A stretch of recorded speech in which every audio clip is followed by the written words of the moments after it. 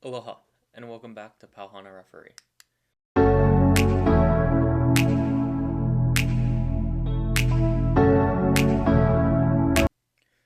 This week, I'll be reviewing Matchweek 9, Man City versus Southampton, and Arsenal versus Liverpool. So, there's some pretty interesting stuff. Not too much happened in these two games, but I'll review how the referees were, who the referees were for those matches, and kind of talk about each first and second half, and my thoughts on how the referees did. Alright, so for the first match, Man City versus Southampton, we had referee Tony Harrington. We had our assistant referees Derek Eaton and Axel Holson. Our fourth official was Sam Allison. Our VAR was David Coote, and our assistant VAR was Simon Long. So yeah, I thought Tony did a really good job during this game. I don't think there was too much that he could have done differently. Maybe a few things, but for the most part, I felt like he did a really good job. During the first half, one thing I noticed that I really liked was he had a really good awareness of like how the flow of the game was taking place, and I felt that he did a good job anticipating where the passes were going to go and like the next pass. So he was on the balls of his feet, ready to move and go to that next area, and be aware and watching how the flow of the game was going on. Yeah, he kept moving around, balls on his feet. For a Man City game, I felt like during the first half he did a really well job of that. Sometimes you can see referees getting flat-footed and stuff like that. He did get a little bit flat-footed in the second half and stuff like that, but mostly in the first half he was pretty on his toes, moving around. And this game wasn't as well. It was possession based by Man City, but there was a lot more. I felt compared to the last game I reviewed of Man City, there was less or more counterattacks in this game, and Southampton had a good control of the ball at times and had a really good defense. Yeah. Um, yeah.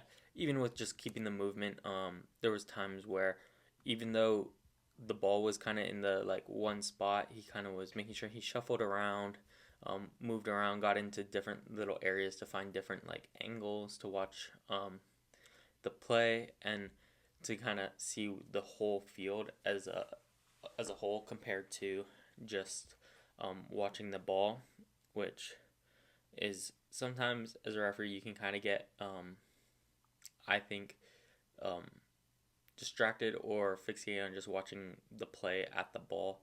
And I thought Tony did a good job during the first half, making sure that he didn't do that. And I didn't see any times that it did seem like he was kind of just watching the ball or just fixated on that type of stuff. He was making sure he had a whole grasp of how the entire game was flowing and how both teams were playing.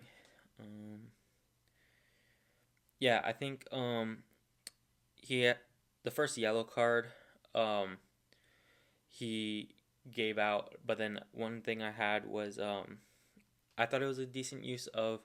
I mean, I know as a Man City fan I liked it, but um, the Southampton coach was pretty upset about some calls, stuff like that, and so I felt he did a good job and working with the fourth official to make sure that they were on like the same page of like, okay, what is too far? How far can they go? Um, Especially with the coaches yapping about fouls and um, complaining about calls. And so I thought he did a good job of using his yellow card to kind of, it wasn't super early on, but to give that coach the warning of like, hey, no more. And it also shows to the entire bench, to the teams, like, hey, we're not taking any back talk or stick from anyone during this game. So please stop you're talking about it. And normally, before the yellow card, especially with coaches and stuff, Normally you give a verbal warning to them as well first. So that was probably definitely issued earlier.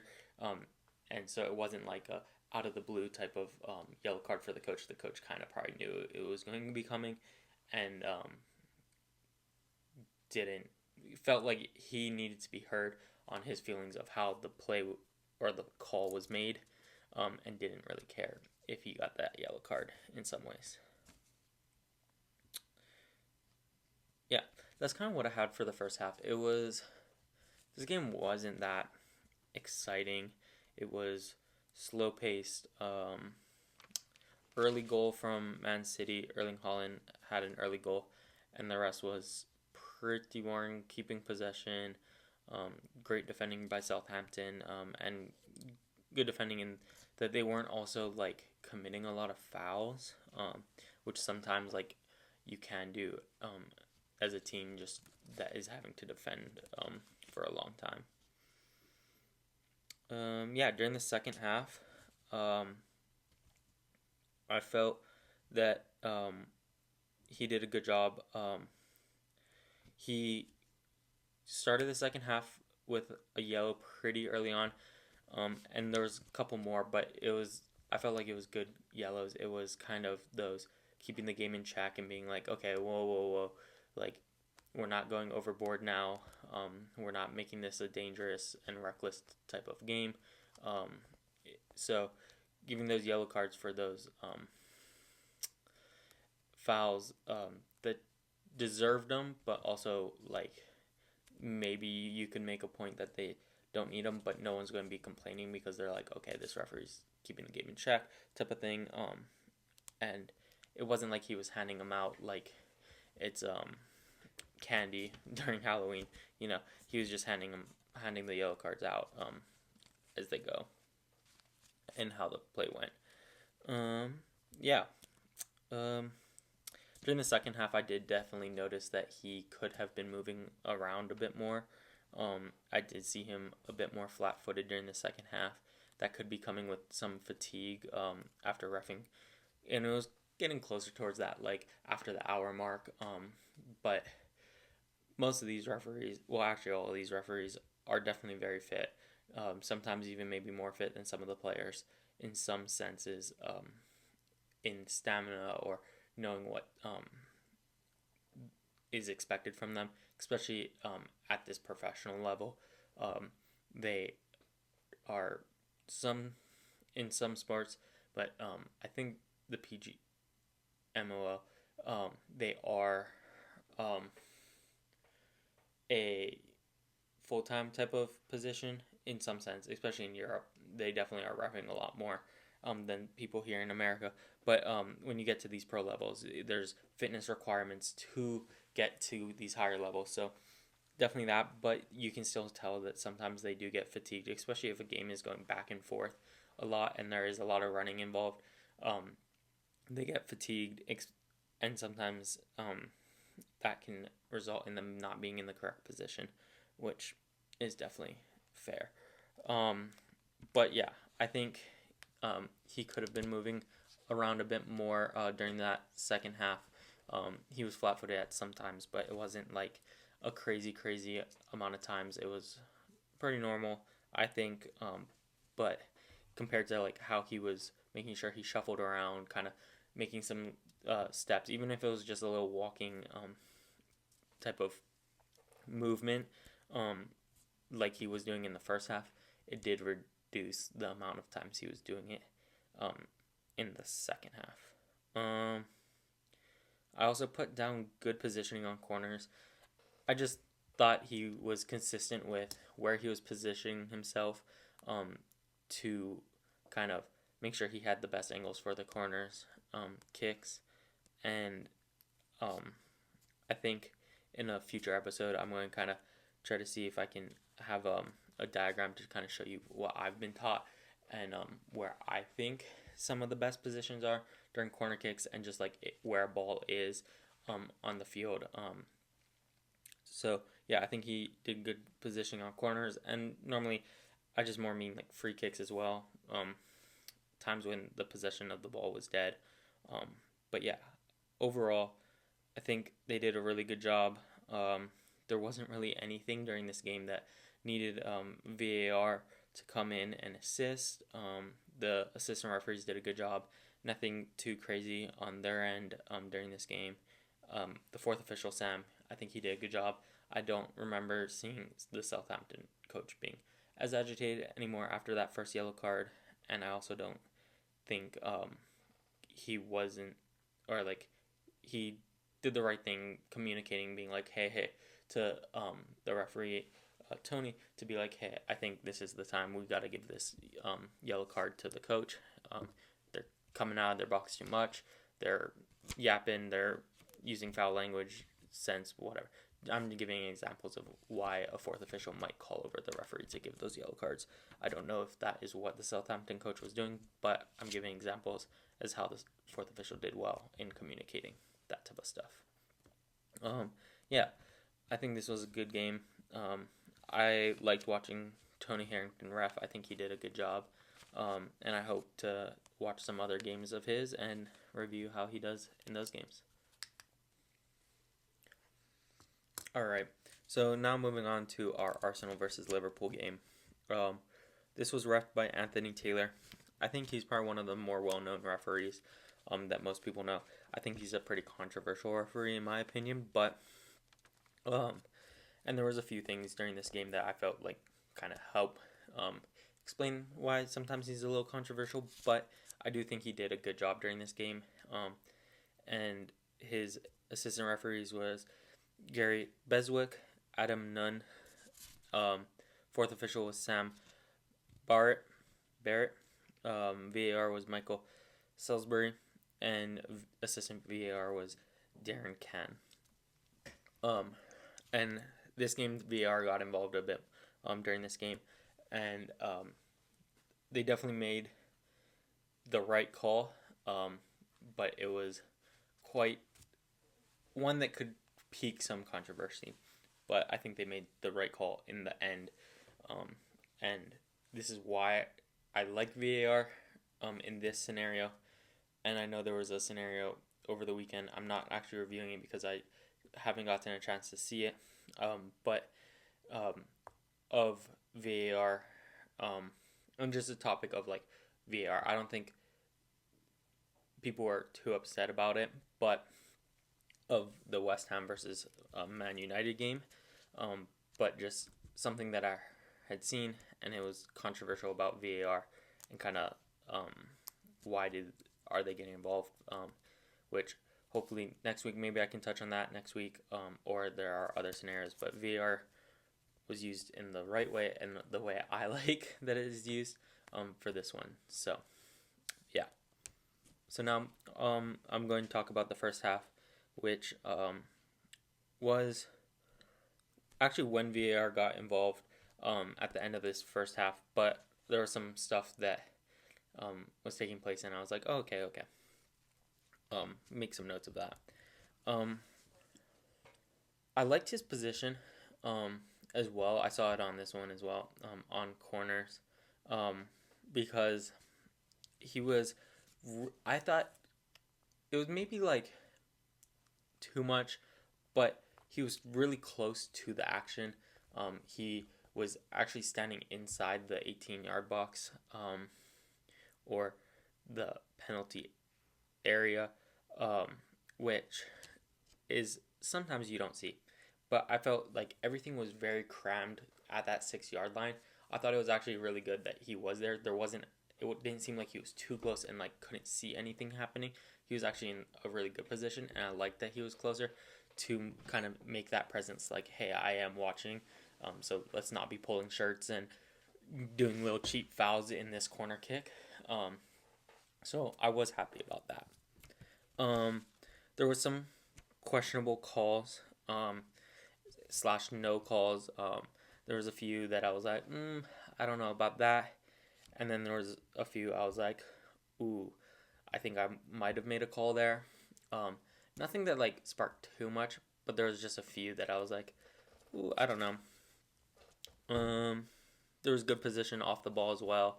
He wasn't too close when the ball was away from him, and he was making sure he was in like good positions to see the field. Let's see. Yeah, there was the first yellow came in the first half. And I thought it was a good yellow card. It was right there in front of him. Clear. Yeah, you could maybe challenge that he got some of the ball, whatever. That doesn't matter. I know a term that a lot of people talk about is ball first, but if you're doing a slide tackle, it doesn't matter if you get ball first. It's also like your actions through the follow through as well that result in fouls. So I think he did a good job giving McAllister a yellow card for that. It was right in front of him again, so it wasn't like kind of like, ooh, he was kind of far away type of deal. It was right there, not too much complaints about it, and yeah, it was good. So now I'll talk about the VAR. Yeah, I mean, VAR came in, and it was for a goal, and it was to assist them seeing if there was offsides. When I first saw the free kick come in, I, as like a fan and someone that likes the sport, I understand why attacking players do this, and they stand off sides first, and they come running back onside before the ball's kicked. So they're trying to like, they're really playing the line on that offsides. When I first saw it, I thought, oh, that's offsides. That shouldn't count. But VAR came in. It was by like the toenail of a player, which is why VAR is super important. To stop that, pause the play, because as a referee, you try to get little snapshots of when that ball's being kicked and stuff, but it is super hard as an assistant referee watching down that line, especially when they're coming from an offsides position, coming back on or slightly on to go, especially as that defense is going back. So it is, it was one of those kind of like, ooh, I thought it was offsides. VAR did a good job. One thing I didn't like from VAR was it just took a long time. And that is one thing I felt was like, I was like, I mean, yes, it was great because they were making sure they were very precise, and especially when it came down to that very like toenail of a player, like the toenail of the player, but it was a long time, and I just felt like they could have made the call a little earlier, but that's my opinion. Yeah, and that was kind of like the end of that was in the 43rd minute, so it was pretty towards the end of the half. And yeah, during the second half, I felt like sometimes during the second half, Anthony Taylor seemed to be ball watching, and it was more of, there was times he was kind of just watching the ball and not really like anticipating like, okay, I think this player is going to pass it over here, or I'm anticipating a long ball here.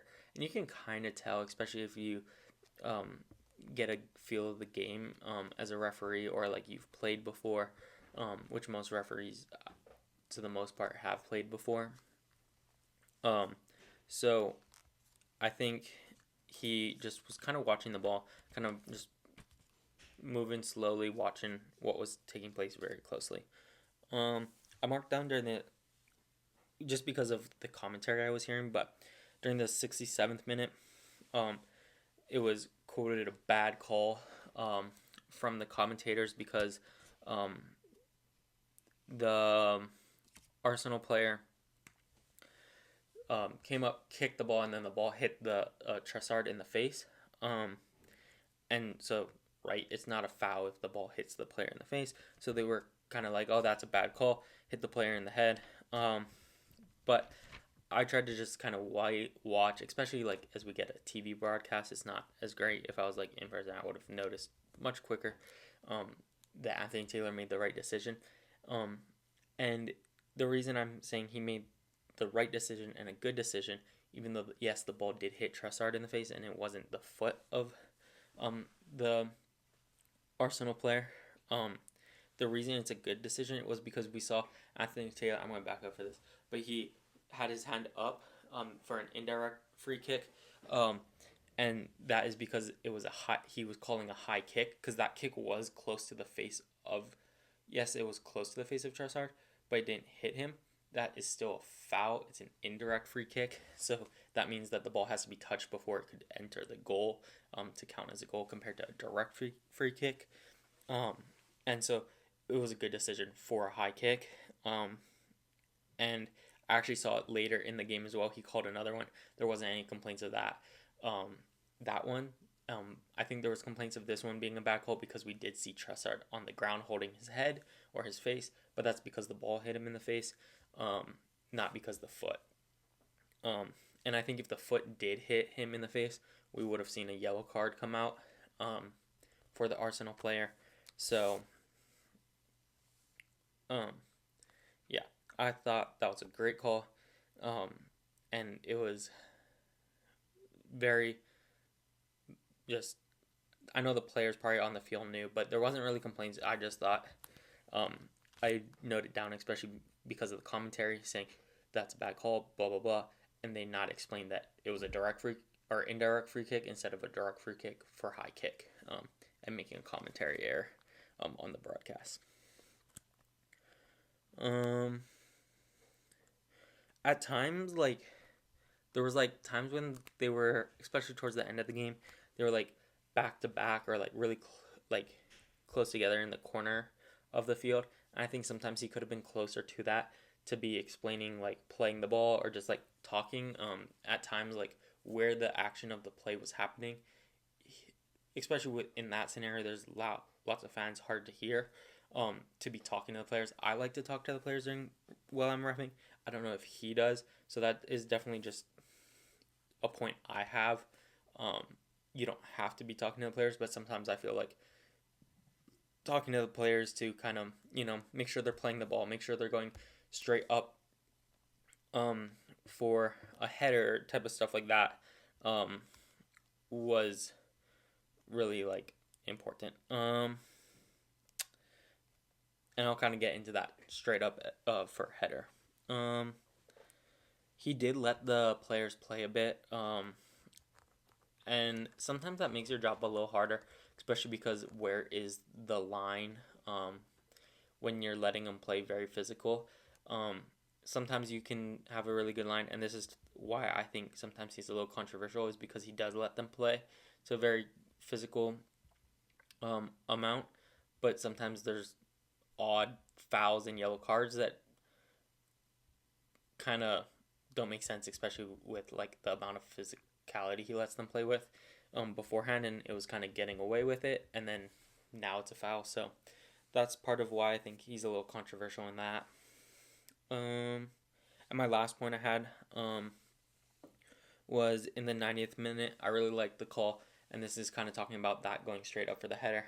We had the Arsenal attacker, and it denied a goal for Arsenal, which VAR couldn't have come in and ruled because he already called the foul before the ball went into the net. So the ball was technically dead before the ball went into the net, just in case people that saw that and were like, whoa, what the heck, why wasn't that called? But I really like the call because the Liverpool player was going up for the header, and yeah, he was kind of moving in towards that, but the Arsenal player just came way running from the back up and jumped up and towards the player, instead of like trying to get to that spot and then going straight up. You can kind of go a little sideways, but he came over that player and got over and committed a foul on the player, the Liverpool player, which, yes, then the ball went deflecting going towards the goal, and there was a little scuffle, and then Arsenal scored, but the whistle was blown by Anthony Taylor for the foul, which denied Arsenal's winning goal, or would have been winning goal. But I like the call. I thought it was a good call, and I think Anthony Taylor did overall a good job. There's maybe a few here or there. I really liked Michael Salisbury, his work as a VAR. I do think it was a little slow, but really good, especially kind of being like quick and making sure that they made the right decision on the field. And yeah, Anthony Taylor's controversial at times. He's a really well-known referee. He had really well composure, especially during this intense match of two top teams trying to fight for a championship that comes later on in the year for the Premier League.